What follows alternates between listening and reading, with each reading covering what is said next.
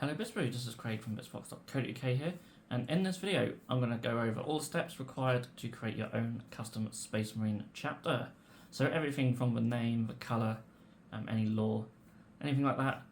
And then I'm also going to come up with my own custom chapter and make a miniature from that and paint him up as well. So yeah, a lot to go over in this video.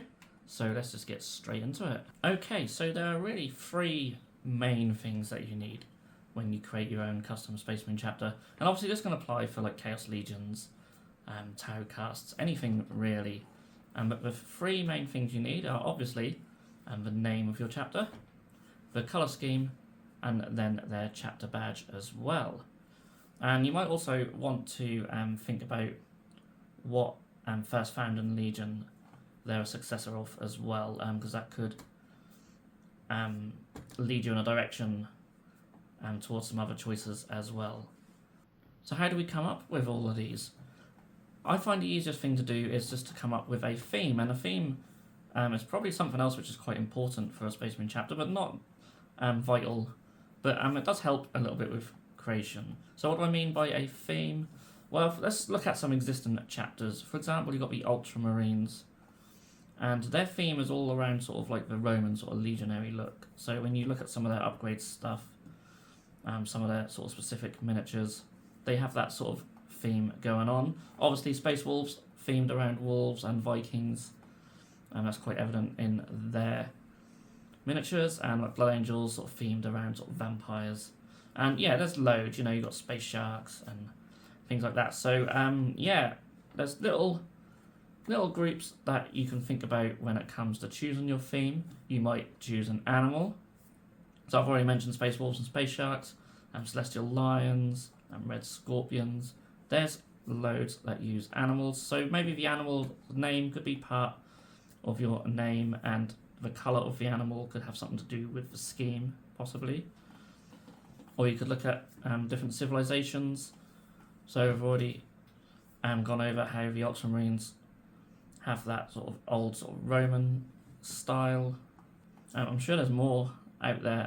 I think Howling Griffins are possibly meant to be more like sort of medieval night themed. If you give a sort of night theme in the Dark Angels, certainly more. I think with Howling Griffins it's more just sort of their colours, and they have that sort of heraldry sort of look going on. And Rainbow Warriors, though we don't see a lot of Rainbow Warriors, they do have a sort of Aztec theme. And of course, who can forget, well, I'm thinking about Space Marine, in Chaos Space Marines we have the Thousand Sons, who are very much sort of Egyptian themed. So yeah, that's another route you can go down as well. Another route that you can go down, and one route that I'm going to go down in this video, is landscapes. So you might maybe have like them sort of themed around like mountainous landscape, or a desert landscape, or jungle maybe. My chapter are going to be themed around a forest. And yeah, when it comes to creating their chapter badge, their name and their colour scheme, I'll be using the forest as an inspiration for that, and also when we go to our Kitbashing as well. You could even go beyond planet Earth and maybe have them themed around something celestial, and we have Nova Marines, for example. There's loads of planets you could maybe use as inspiration, maybe even fictional planets as well. So yes, also something you can think about. And then lastly, maybe their playstyle. Maybe you want something really stealthy, so they could have sort of really dark armour or camo armour, and they could be built around that, and then your miniatures you choose could be built around that playstyle. You see a little bit with like the Iron Warriors and the Imperial Fists, where they're all sort of like, they have that sort of siege mentality, so they have a lot of heavily armoured miniatures and big shields and stuff like that. So that's something else you could think about when it comes to building the army, as well as choosing the name and the scheme. So there's a few ideas. I'm sure there's other things that I've missed as well. I'm trying to just think of existing chapters in my head and what they're sort of inspired by. Obviously you can just look up many chapters and get your own inspirations from them as well. But there's just a few just to get you started. And then lastly, there are some optional things that you can think about for your chapter. maybe sort of further down the line you can come up with some lore for them, maybe like the name of their home world, and even like the name of their chapter master as well, and other characters that you might want to include in your army. These are all things that are very optional and you can come up with later down the line. So now we have a few ideas in mind.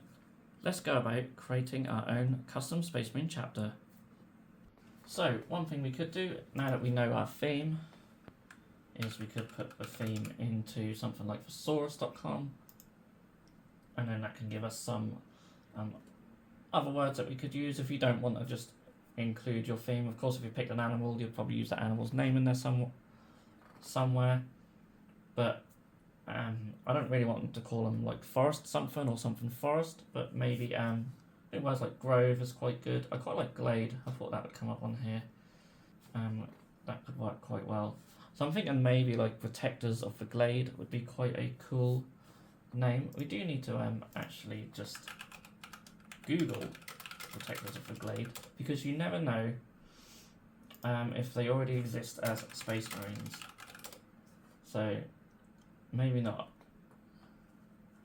There you go. So I can go what the AI says, but yeah, so it doesn't exist. So because there are huge lists online of loads of Space Marine chapters, so the name that you pick might already be used. That's not to say you still can't create that yourself. It's your Space Marine chapter after all. You can also, Realm of Plastic do have a Space Marine army name generator. If you don't have a theme or too strong a theme in mind, you can just generate random names. There's quite a lot here, and of course you could see something and then maybe want to put or edit it a bit and put your own theme in there. So it gives you lots of ideas. So that's really cool. So yeah, there are options if you get stuck, and you could also look for Latin translations and stuff, or different languages. There's a lot of that in Warhammer as well. So yeah, that's how we get our name. So let's dive straight in to getting our colours scheme. Alrighty, so if you search on Google for Space Marine Painter, you should find the Bolter and Chainsword Space Marine Painter, which is really cool. So when it comes to picking your colour, obviously you might want to go with something what's related to your theme.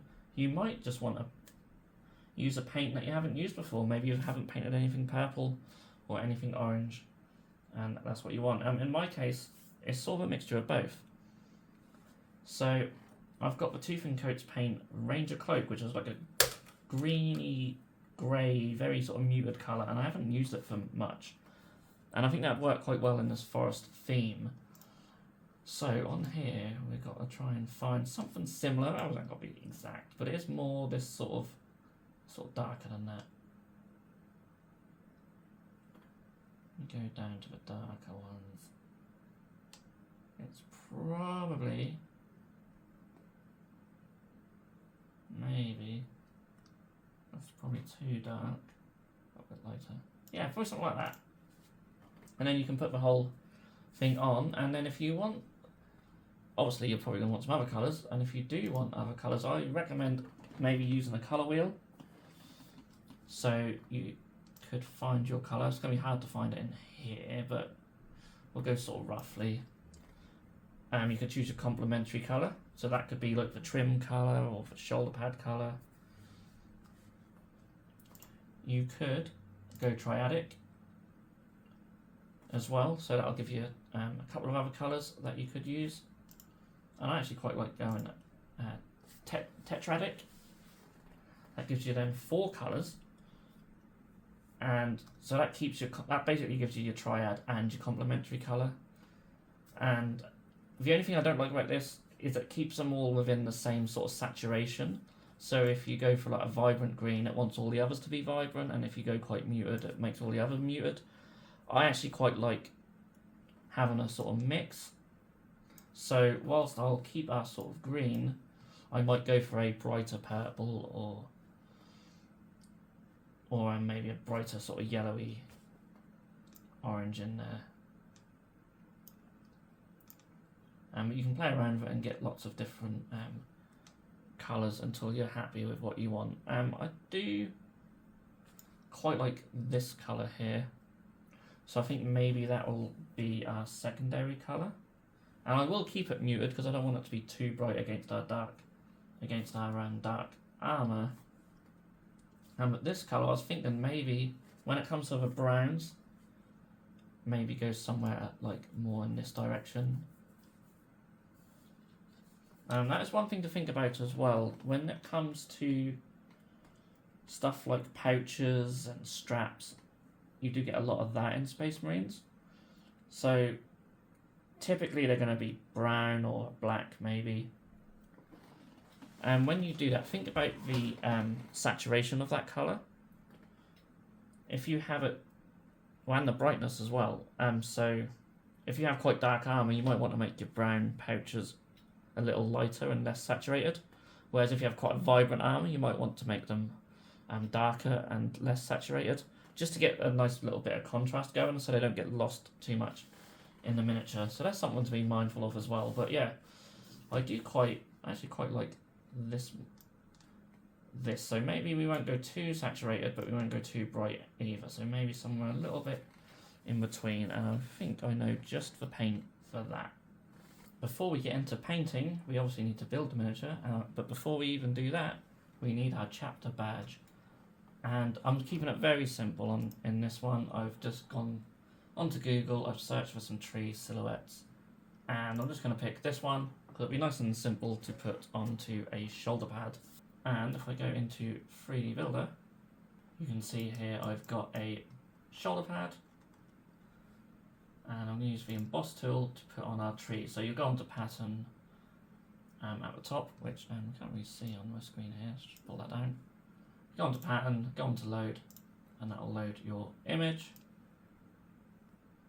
And then we can put our tree on like so. I'll just choose a colour. Well, let's do red. Bring it out just a little bit. And then we have our tree on our shoulder pad, and I can 3D print that and add it to our miniature. Now, if you don't have a 3D printer, then fear not, because we now offer this service on our website.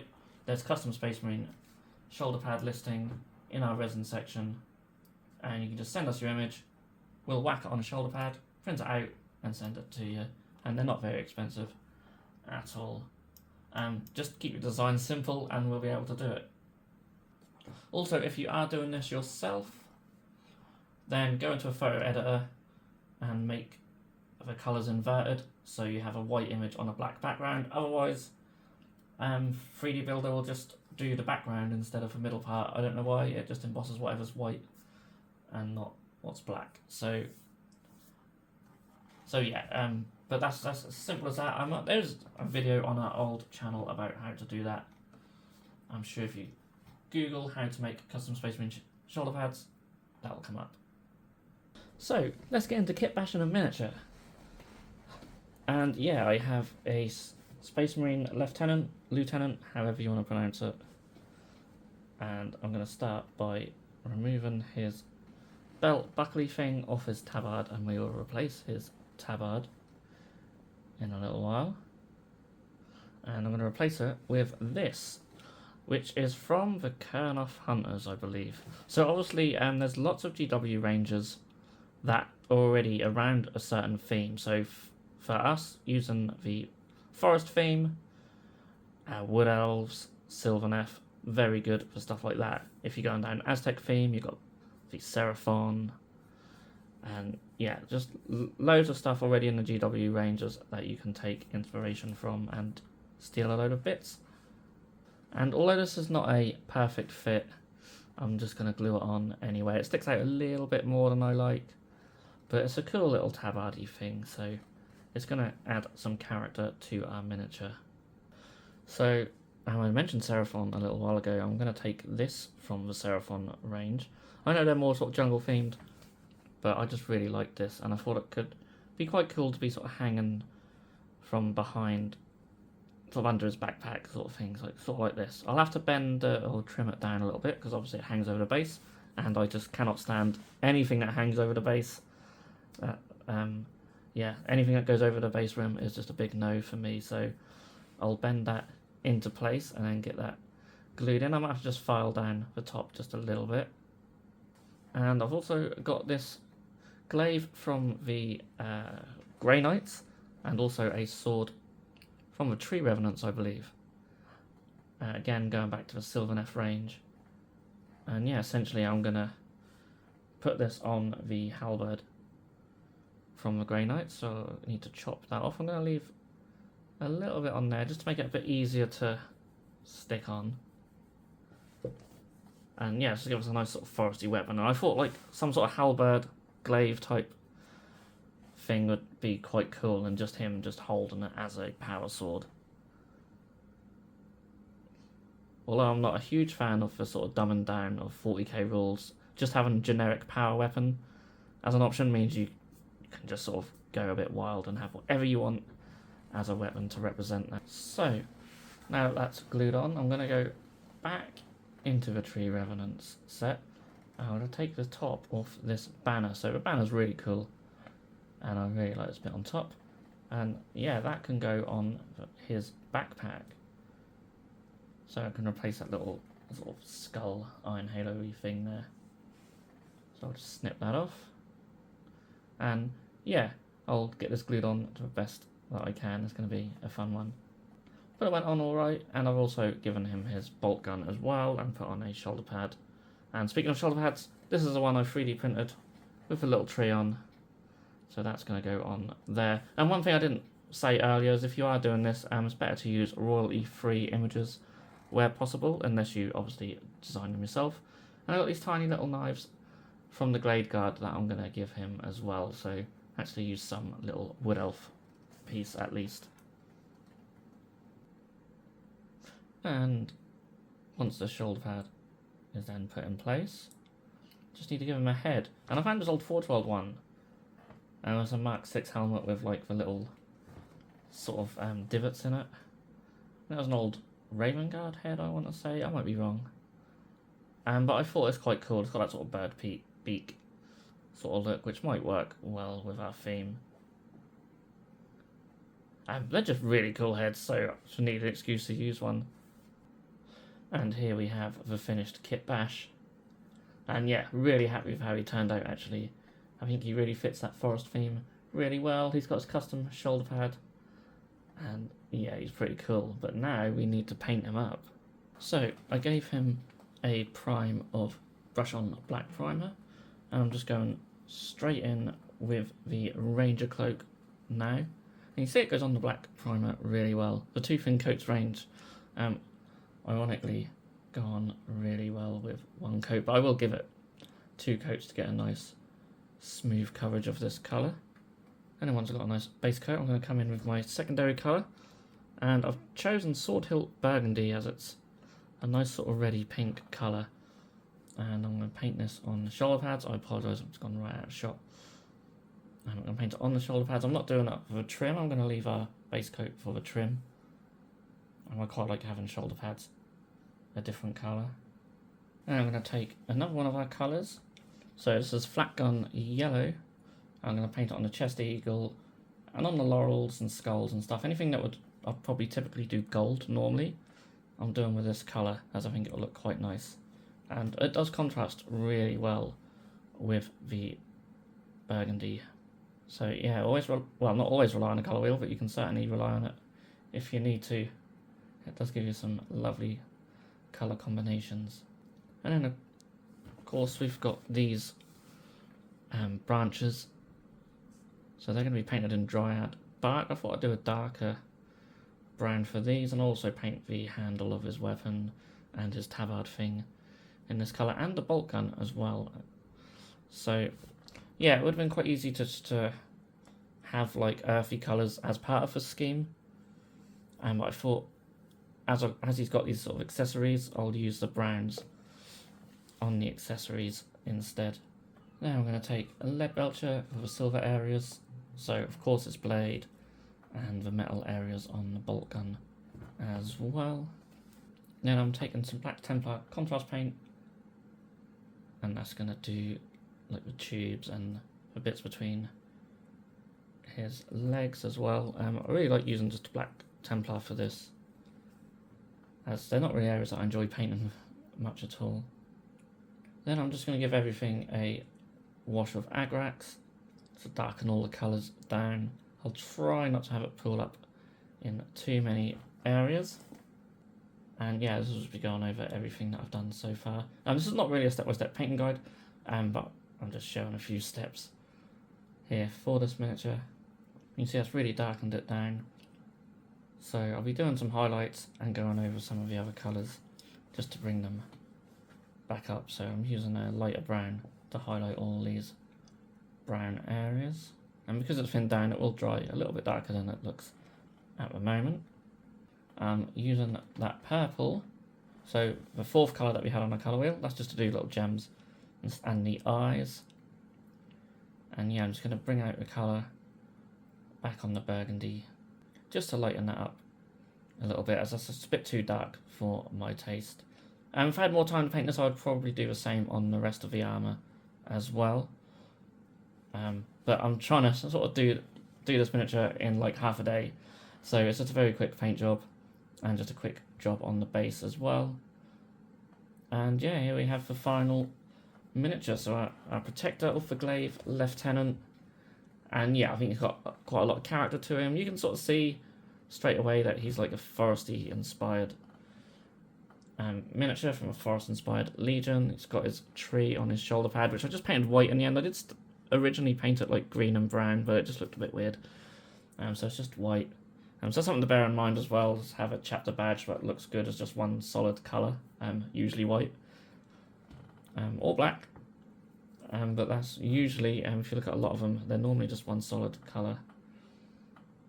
But no, I'm really happy with how he turned out. It's something very different. I hope this has been useful for someone. I always say, if just one person finds a video useful, then it's been worth my time to make it. Yeah, I just wish I had a bit more time so I could have done a little bit of a better paint job on this guy, but you can see what he is. And yeah, I think the colours from the colour wheel have just worked so well together. I really like the scheme.